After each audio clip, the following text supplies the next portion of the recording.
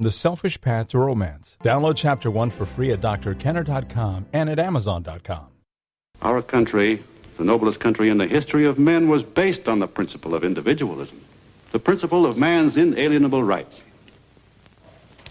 It was a country where a man was free to seek his own happiness, to gain and produce, not to give up and renounce, to prosper, not to starve, to achieve, not to plunder, to hold as his highest possession a sense of his personal value, and as his highest virtue, his self-respect. And that, holding yourself as your own personal value and valuing your own self-respect, your mind, requires that you hold the right ideas. It requires that you don't feel like you have to be a slave to other people, that you have to always live in the shadows of you name it in your life, whether it's an alcoholic brother or a neighbor that you don't like but you feel you have to support, or parents who've been mean to you. You're obviously going to support the people emotionally and sometimes even financially that you adore, whom you value, but it really matters what ideas you hold. The wrong ideas will mess you up, will give you a lot of anxiety, and my goal on this show is to help you see the value of thinking clearly, of having rational ideas. I'm Dr. Ellen Kenner, and the show is The Rational Basis of Happiness, and that drop was from The Fountainhead. That's a book written by Ayn Rand, Ayn-Rand. She also wrote one of the most popular books, which is Atlas Shrugged. It is a phenomenal book. It changed my life. It changed many people's lives. I went back and got a PhD after reading it, and she's phenomenal. So I'm, again, Dr. Ellen Kenner, and right now I want to turn to the phone lines. I'm a clinical psychologist, and welcome Alyssa. Alyssa, you're having some troubles with trust? Yes. Yeah. I have actually, it's sort of a complicated situation. Okay. I had dated some terrible, terrible people in the past. That would take hours to talk about. Okay. But I met someone that, he's wonderful and encouraged me to finish school and do all these things that I needed to do. And yet, for some reason with him, knowing that he's good, it's like I trust him less than I did the people that I knew were terrible. Okay. And I'm not sure why that's happening. And I also have noticed that here in just the last couple of years, I've developed a really difficult time dealing with change and trusting, that things will be okay. And I just feel kind of overwhelmed by all these different fears that I'm having. It's almost like I'm addicted to them. To fears. So basically, you're anticipating that something negative is going to happen in my life. When the going gets good, watch out, because you never know when you turn the page of another day when a person can hurt you or something bad can happen. So you're living with a policy in your mind, if you want to call it a rule or just a standing order in your mind that says, be careful when the going gets good, something bad can happen. Right. And you have some facts that didn't come out of nowhere, right? You dated some people and they did stab you in the back. Right. Well, I think it comes from a lot of past. I grew up in a long line of watching domestic abuse happen to my grandmother and my mother, and then as I began to date, I tried to find as far opposite from that as I could, and what was happening is rather than finding the opposite, I was ending up attracting all these, I guess, kind of scuzzy people, a lot of liars, and there was a very long dating situation where I thought I was going to get married to this person, and then I found out, actually, of all stories on the day of my mother's funeral, that he had been cheating for 2.5 years out of, what was almost a 6-year relationship. Yeah. And I just think that I've gotten so negative, I come to anticipate the worst. And I'm like that not only in my relationships, but, with my home life and my job and stuff, too. With your home life and with your daughter? Is that what you said? said? With my job. Oh, with your job, too. Yes. That you fear the worst. With the job, what are you fearing will happen? Well, to be honest with you, I'm not as happy in my job as I thought I would be. I love the work that I do, but there's a lot of politics involved, and I had originally gone to college to be a teacher, and I had trouble getting jobs when I graduated because there weren't any openings, so I ended up working for a library system, and it's very low pay, but I work these long hours, Okay, but you're not fearing the worst then. That's a little different. You're Well, I saying think that... Go ahead. Oh, I'm sorry. I think I fear, rather than what's happening in the job, I fear moving on from that job. It's almost as though I'm afraid to, apply for different jobs because, it's something different and it could be worse than where I'm at, or it could be better. I could be right. successful. So part of that what you're scares me facing too. is the real fact that life involves risk. Right. And if you give yourself the anticipation that you want to reduce all risk in life, then you will reduce all what? What will you reduce?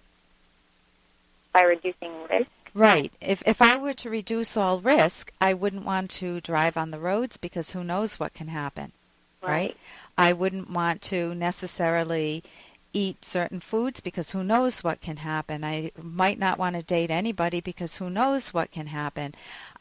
If you are afraid of if you don't recognize a real fact that life involves risks, you can apply for a new job and not get it.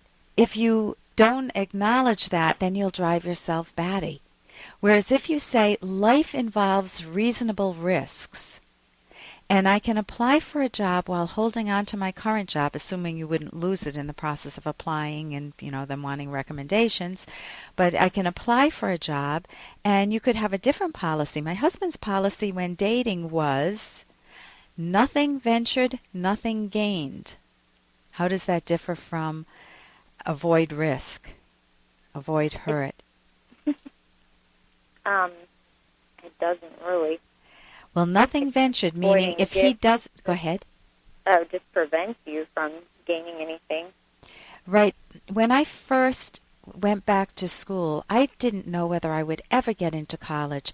So I was realistic. I gave myself 5 years to be rejected. I knew I was older. I was going back to school after having been out of college for many years.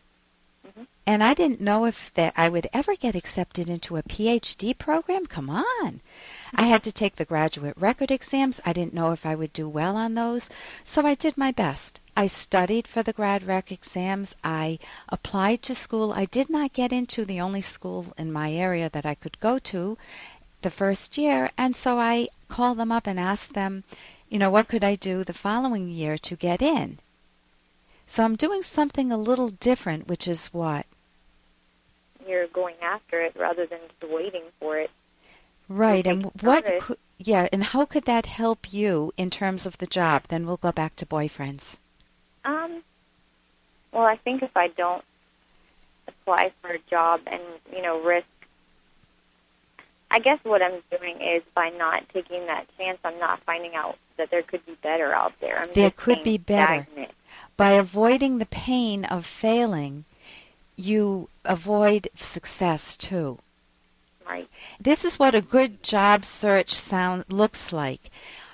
Rejection, rejection, rejection, rejection, rejection, and I could have a whole page of rejections, and then at the end of that page it ends with acceptance.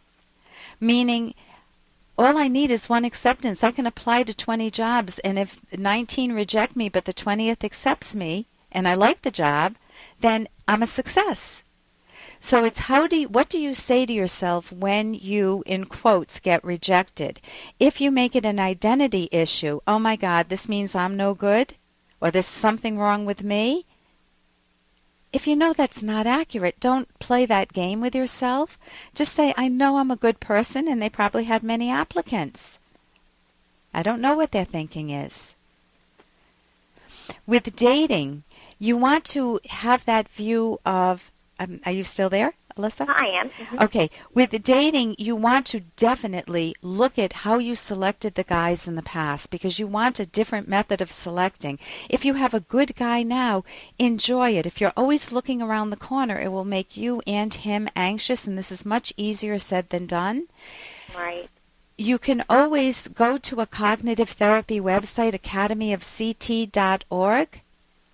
Okay. And that may help give you some ideas on books to read, on couples skills, and looking at self-talk. What you say to yourself really matters, because if you say something like, enjoy this relationship, it's long in coming, you'll have a different attitude. When you've been burned, it's hard to do that. So thank you so much for the call. And I wish you the best. And coming up, we'll be talking with Here's an excerpt from The Selfish Path to Romance, the Serious Romance Guidebook by clinical psychologist Ellen Kenner and co-authored Edwin Locke. Unreasonable resistance involves manufacturing ploys to avoid thinking or evading the subject. I'm right, you're wrong, period. Unreasonable resistance means your partner is not simply misunderstanding you, but also refusing to understand you, refusing to grant validity to your carefully reasoned arguments, refusing to acknowledge relevant facts, refusing to consider alternatives, refusing to focus on solving the problem at all. Refusing to use ways to rationally compromise means your partner is beyond reason, is evading the facts, and is acting on the basis of some irrational emotion, such as fear. You can download Chapter 1 for free by going to drkenner.com and buy it at amazon.com.